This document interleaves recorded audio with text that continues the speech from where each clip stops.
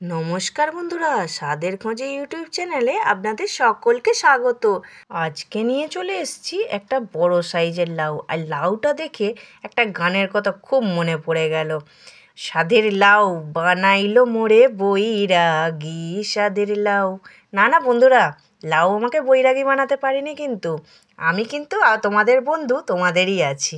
লাউ কিন্তু আমাকে বৈরাগী বানাতে পারিনি। আর লাউ দিয়ে আমি দুর্দান্ত একটা রেসিপি বানিয়ে দেখাবো। চলুন দেখে নেওয়া যাক রেসিপিটা কি। দেখে বুঝতে পারছেন কি? না বুঝতে পারলে তো পুরো দেখতে হবে ভিডিওটা। এখানে আমি বেশ কিছুটা লাউ ছোটো ছোটো করে ডুমো ডুমো করে আকারে কেটে নিয়েছি। আর বেশ কিছুটা আলু কেটে নিয়েছি ছোটো ছোটো করে। আলুটা খুবই ছোটো ছোটো করে কাটতে হবে। আর এখানে একটা ছোট্ট সাইজের পেঁয়াজকে কেটে নিয়েছি। দেখুন এখানে আমার সব সবজি কেটে ধুয়ে গুছিয়ে নিয়ে চলে এসেছি রেসিপিটা বানাবো বলে। এবার চলে আসছি মাছের পর্বে। এখানে আমি 200 গ্রামের মতো চিংড়ি মাছ ভালো করে ধুয়ে পরিষ্কার করে নিয়ে চলে এসেছি। এবার মাছে মাখানোর জন্য অল্প করে নুন আর হলুদ গুঁড়ো দিয়ে দিলাম, দিয়ে মাছটা মাখিয়ে নিলাম। আর এখানে কড়াইটা গ্যাসে বসিয়ে কড়াইটা গরম হতে সর্ষের তেল দিয়ে দিলাম, দিয়ে খুন্তি দিয়ে এইভাবে ভালো করে ঘুরিয়ে ঘুরিয়ে নিলাম যাতে না মাছটা কোনো কারণে ধরে যায়। এবার এক এক করে আমি চিংড়ি মাছগুলো সব দিয়ে দিলাম। এবার চিংড়ি মাছটা সুন্দর করে ভাজা হতে থাকুক।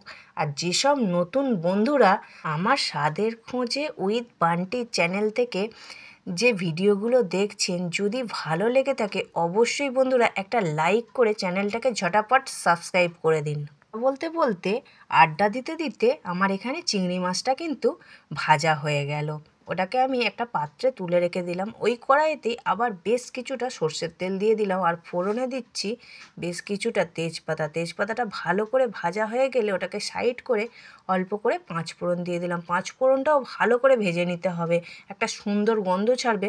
তখন এই ছোট ছোট কেটে রাখা আলুটা পুরোপুরি আমি দিয়ে দিলাম, দিয়ে অল্প করে হলুদ গুঁড়ো দিয়ে ভালো করে নেড়ে চেড়ে ভেজে নিতে হবে, যেন না একটু কাঁচা কাঁচা থাকে। সুন্দর করে ভেজে নিলে তবেই কিন্তু টেস্ট হবে। আর ভাজতে ভাজতে আলুটা যতটা নরম হয়ে যাবে, যতটা একটু গলে গলে মতো যাবে, ততটা কিন্তু তরকারির টেস্টটাই আসবে সুন্দর। আর যেসব নতুন বন্ধুরা আমার ফেসবুক চ্যানেল থেকে দেখছেন, অবশ্যই যদি ভালো লেগে থাকে আমার এই রেসিপিগুলো, অবশ্যই একটা লাইক করে চ্যানেলটাকে ফলো করে দেবেন।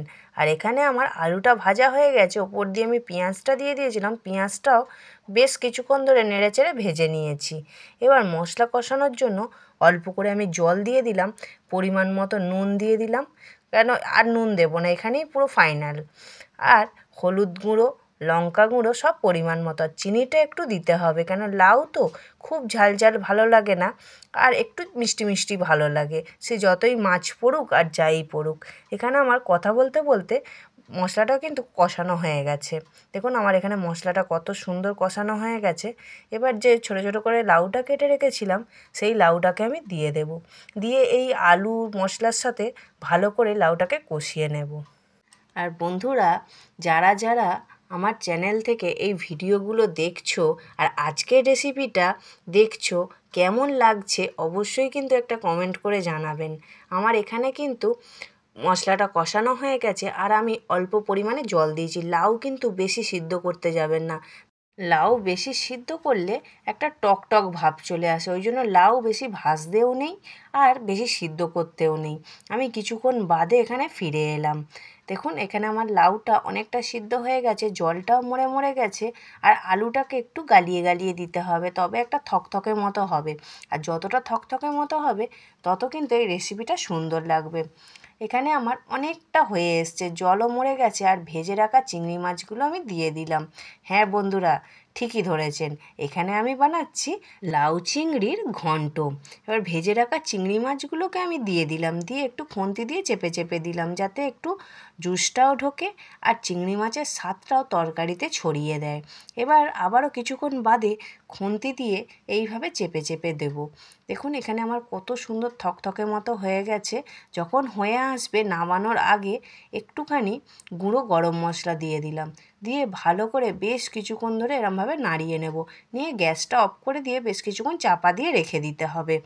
বেশ কিছুক্ষণ চাপা দিয়ে রাখার পর আমি একটা বাটিতে ঢেলে নিলাম। দেখুন কত সুন্দর লাগছে দেখতে লাউ চিংড়ির ঘন্ট। আর এই লাউ চিংড়ির ঘন্ট ভাতের সাথে মাখিয়ে একগাল খাবেন, যেন কোথায় হারিয়ে যাবেন খুঁজেই পাবেন না।